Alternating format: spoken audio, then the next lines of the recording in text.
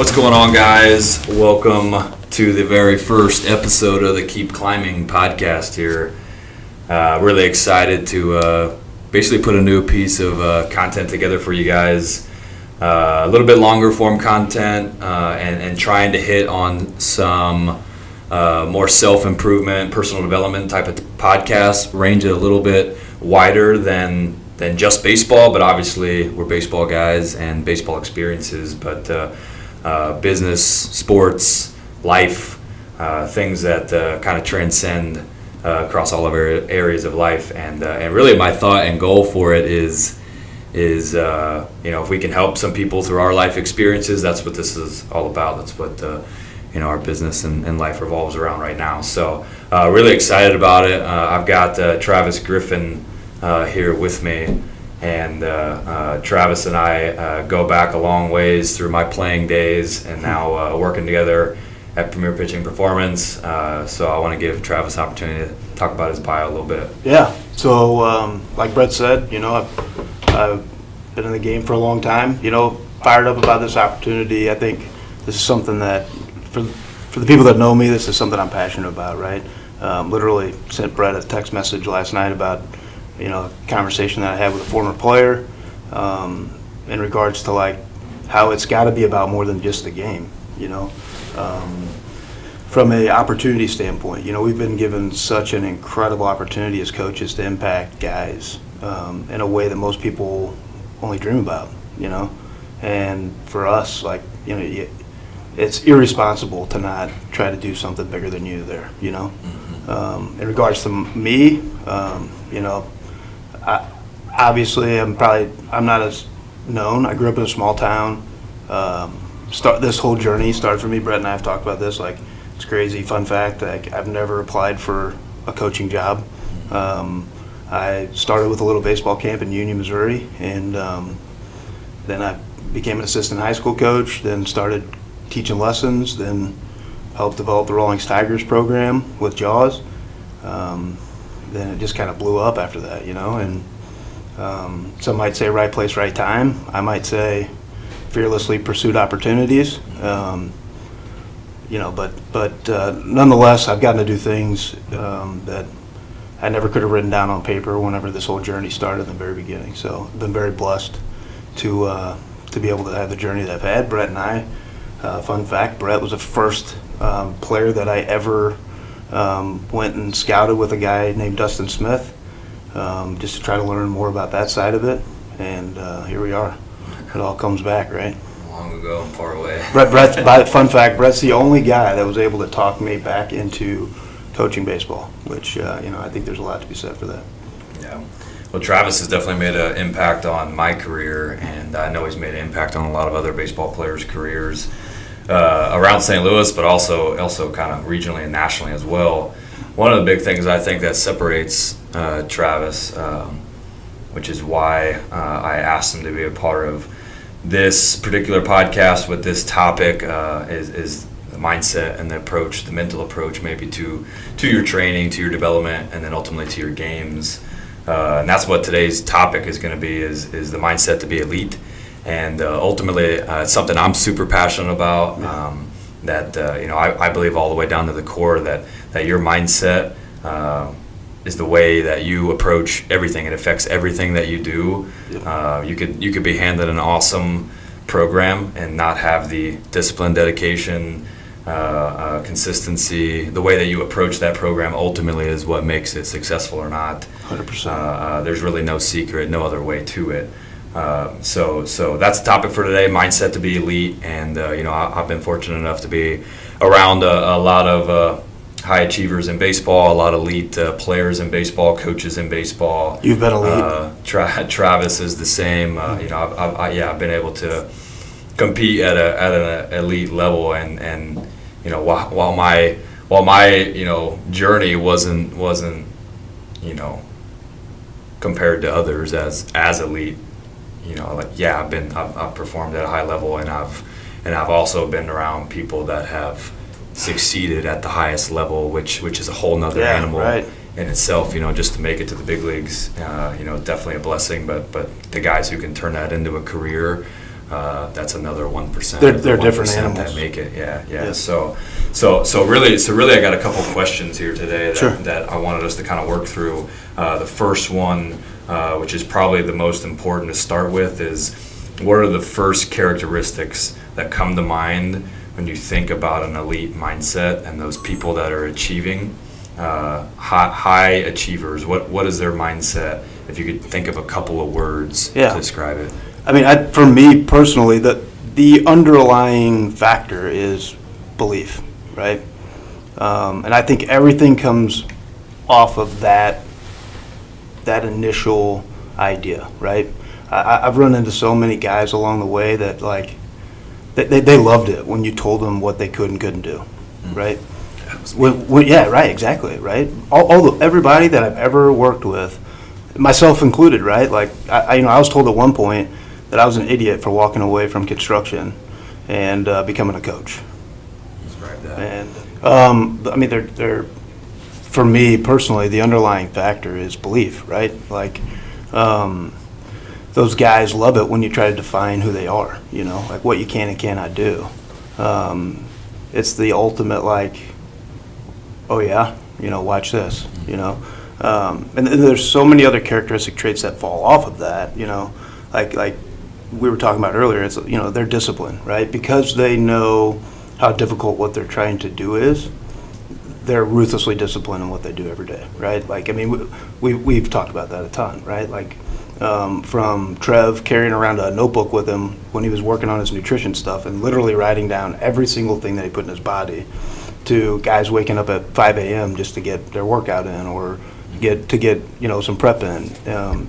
They're consumed by the process. I mean, I've been at dinner with guys where we'll come off of training and have been working on a mechanical movement pattern that we're trying to get them to translate into the feel side of it.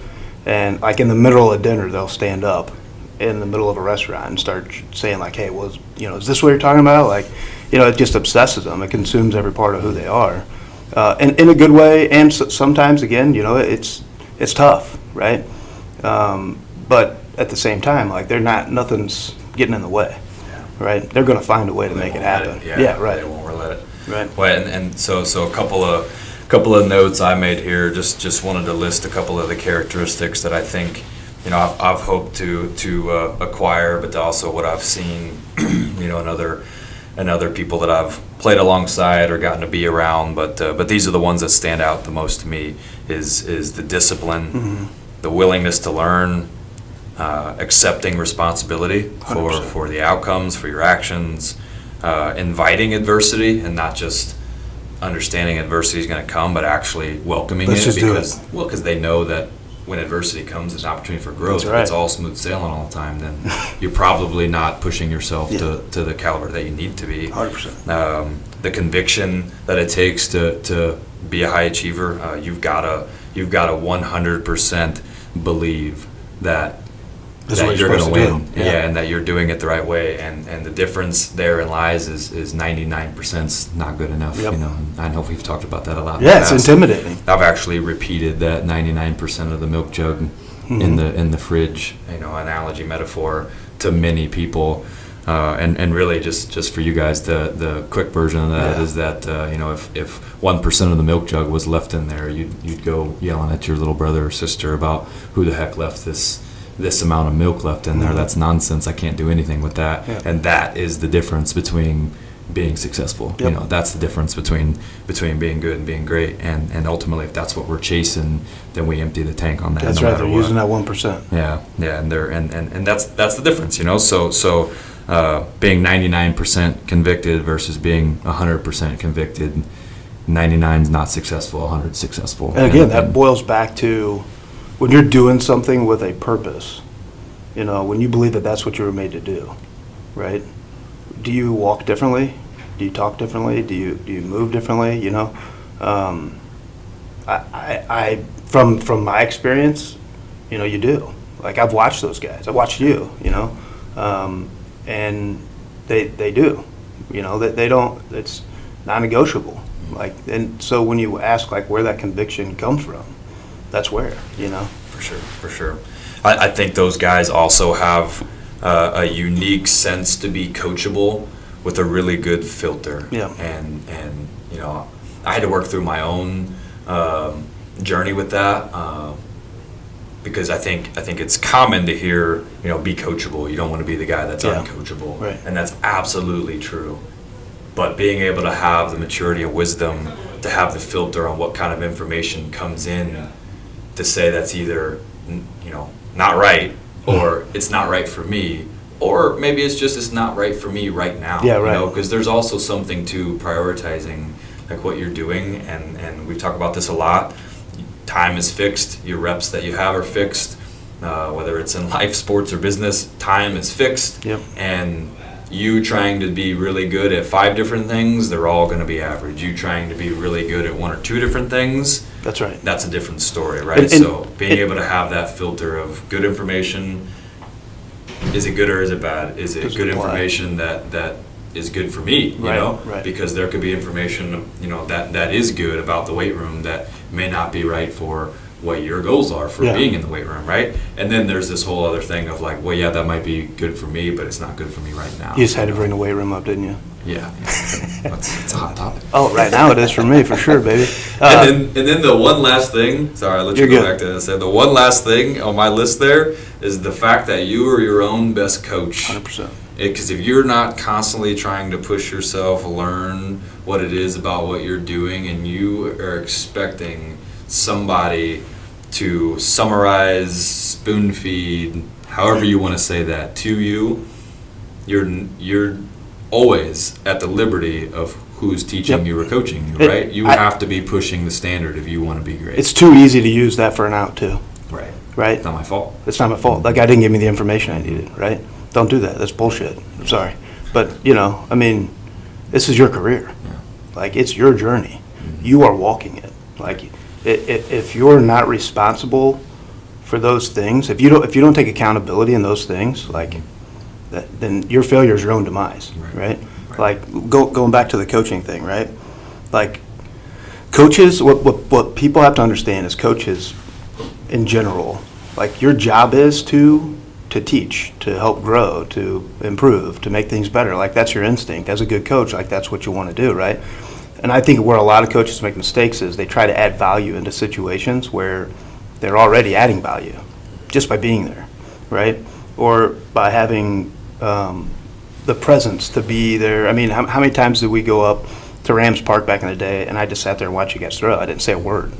Yeah. Tons of times, right? And here I'm driving an hour and 15 minutes one way, right, to open up a building to stand there and essentially watch guys play catch, right? But the thing is in the moments where you need to be there, you got to be there. Well, yeah, that's the best coaches that I've ever had. Is not the ones that constantly feel like they need to interject into what you're doing. That's a micromanaging. That's nitpicking. That's control. If you've done the work to create the program, create the environment, create the awareness, the actual time that you're practicing, or executing, trying to, it's wider than just sports, 100%. It's who you are. The time that you're like acting should be instinctive, and you do, know, and then you analyze afterwards, and those lines get blurred all the time. And that's why, like, I know it sounds cliche, but that's why for, in my opinion, baseball,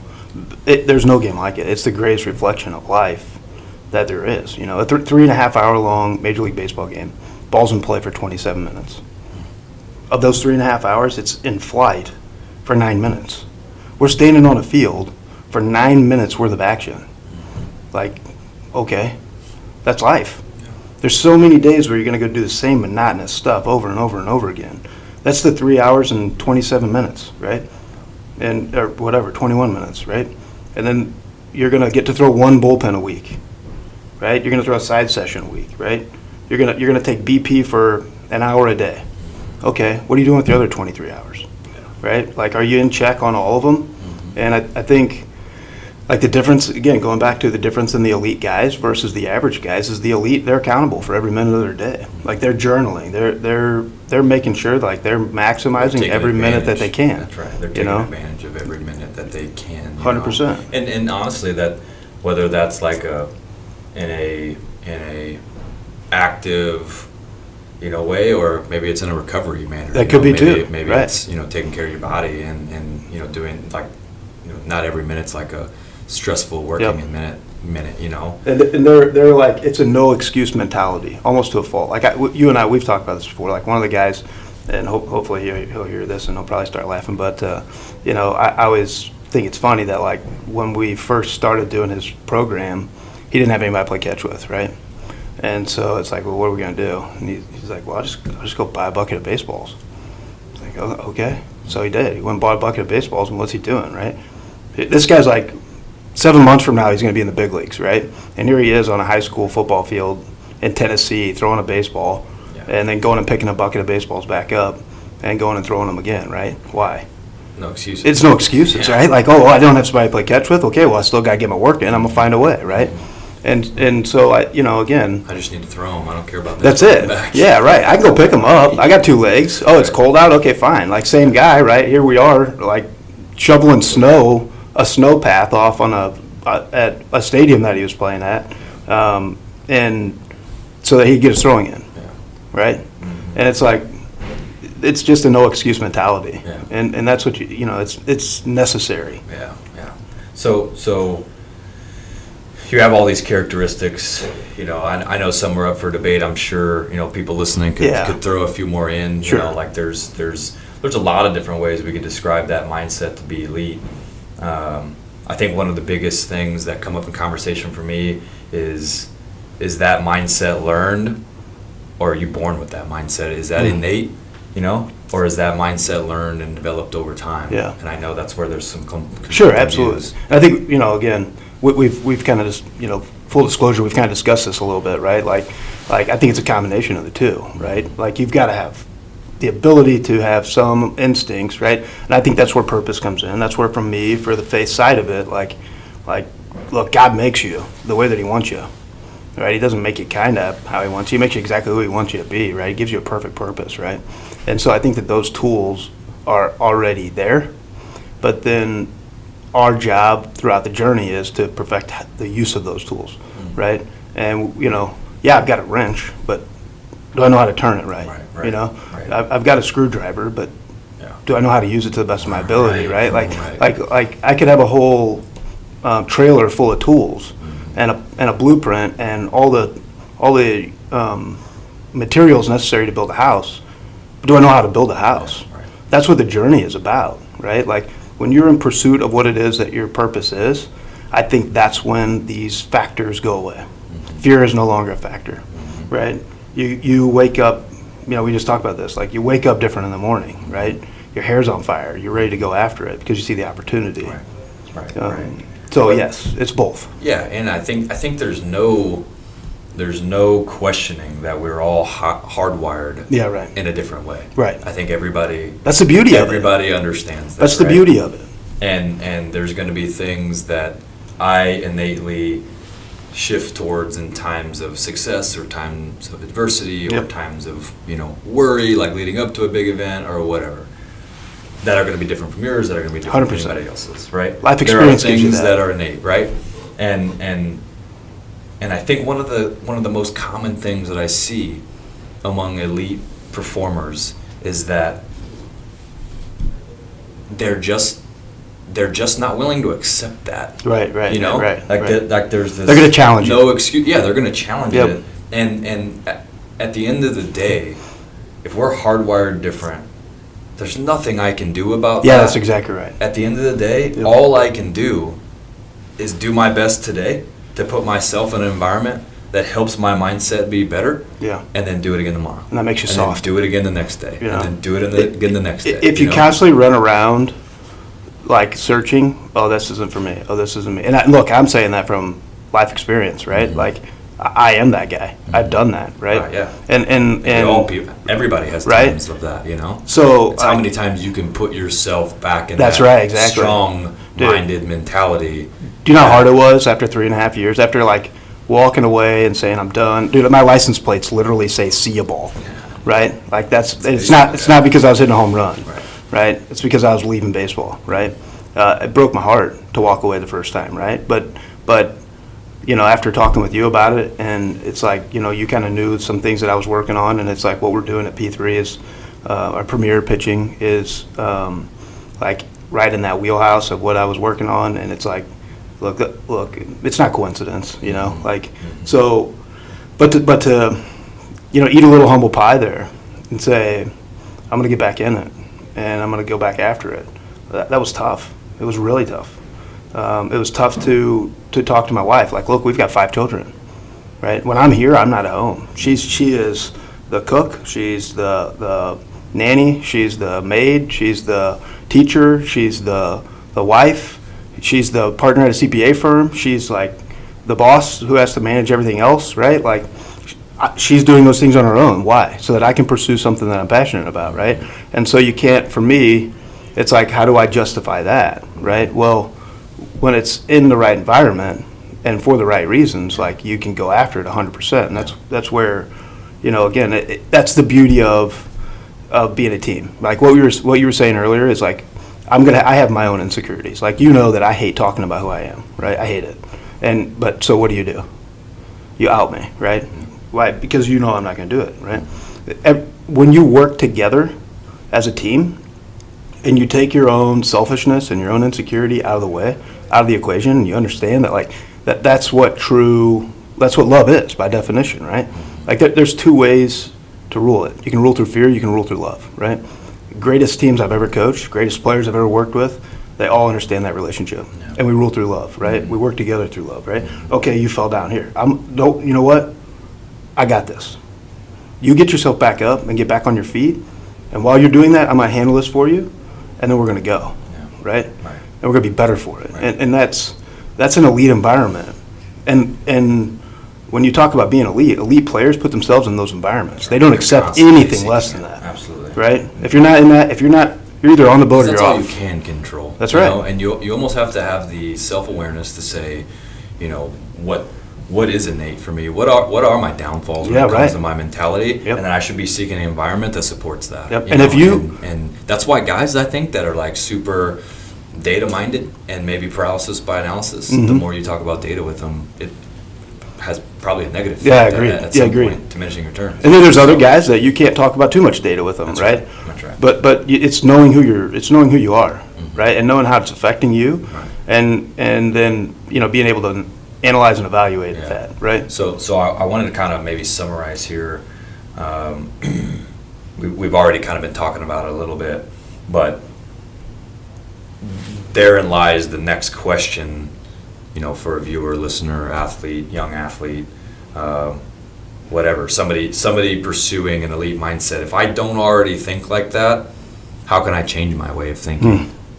Because ultimately, if you agree with that I can develop my mindset with these underlying awarenesses of how I'm hardwired. What are some paraphrased, simpler steps and ways that I can go about developing that? And I think we're already talking about one is put yourself in an environment that challenges you, pushes you, supports you based off of who you 100%. You are, at your core as a person. But maybe let's talk about a few ways that simple, direct ways that people can do that, off the cuff. First, like the first thing for me, like habit that I like for young guys that are trying to get there, right? Journal, right? You think you know what you're doing in your day, but I promise you don't. Journal it. Write it down. Don't look at it as you're writing it down. Just write it down.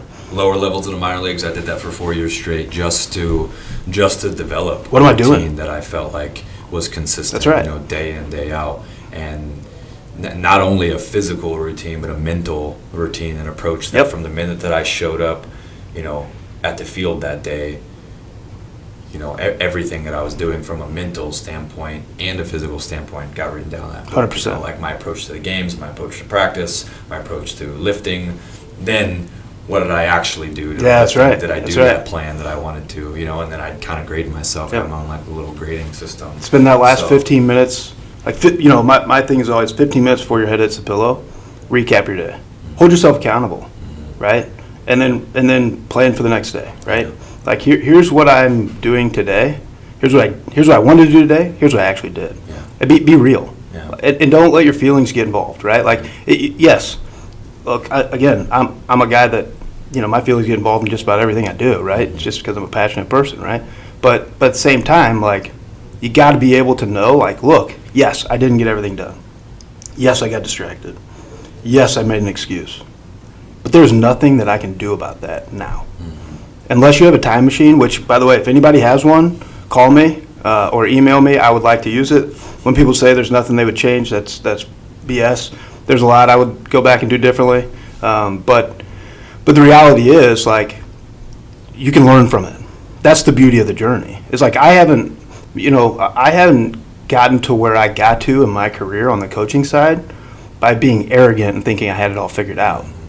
Yeah. I got to where I got to because I was humble, and I knew I didn't know shit. Yeah, that's why go back to the first question that we brought up. That's right. That was the second bullet point, like a willingness to learn. That's it. Constant willingness to learn. Yep. If you're constantly learning yourself, your environment, and your game or business, like 100%. That's all you can do. Yep. Like that's what it boils down to. That's all you can do. And for me personally, like going back to what you were just asking, right? It took me getting to a point where I was so hungry, right? I can remember looking in the mirror one night after my wife and I we had just got married. We had a tough conversation that night, and I remember looking in the mirror and not knowing who I was looking at, right? And that's tough. That's real tough, right? But that was like a light switch moment for me, where it's like, what am I doing? What am I doing, right? Here up until that point in my life, everything I'd done, I've been successful at, right?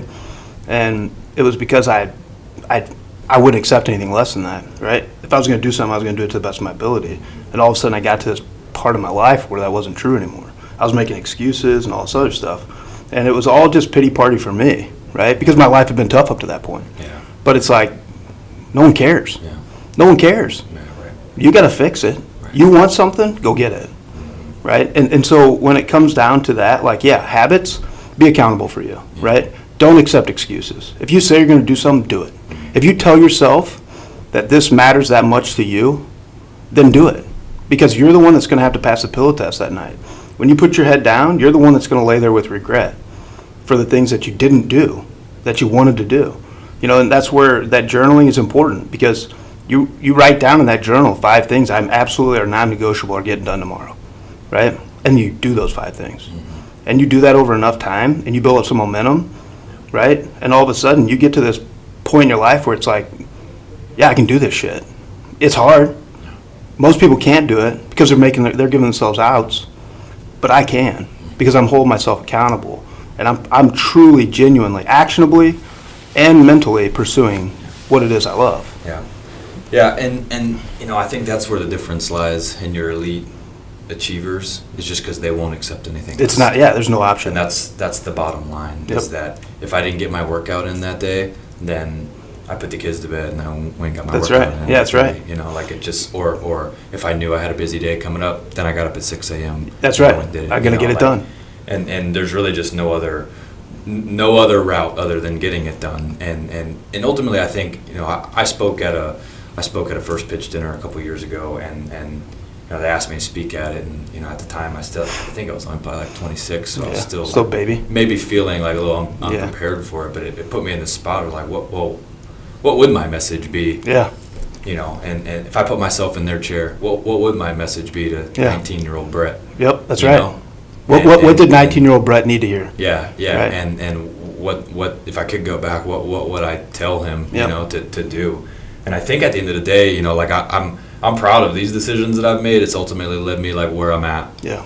I in that instance, I would change plenty of things. Don't get me wrong. Things we all would, right? But in that instance, as far as like this particular scenario, I think this is something that I did well through the years. Is that if you are going to sit there and complain about not liking something, you've got to be willing to take the action. That's right. Change it to make it better. That's right. And if you're not, you don't get to complain. Yeah, that's about right. it. Be quiet.